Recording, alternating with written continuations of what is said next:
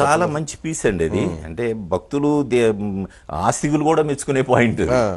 నాస్తికత్వంతో రాసింది కాదు, ప్రక్షాళన చేయడం అన్నదే దేవుడి లక్షణం అన్న దాని మీద. అంటే ప్రతిదానికి ఒక హేతు పద్ధతి ఉండాలన్న దానికి అదేదో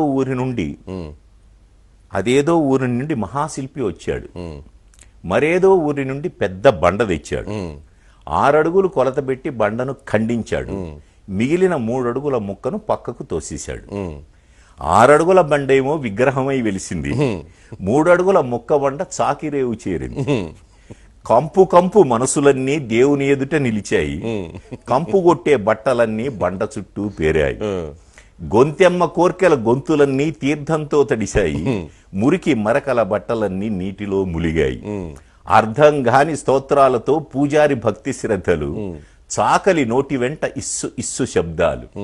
శఠగోపం పవిత్రంగా ప్రతి తలను తాకుతోంది, పవిత్రతకై ప్రతి బట్ట బండను బాదుతోంది.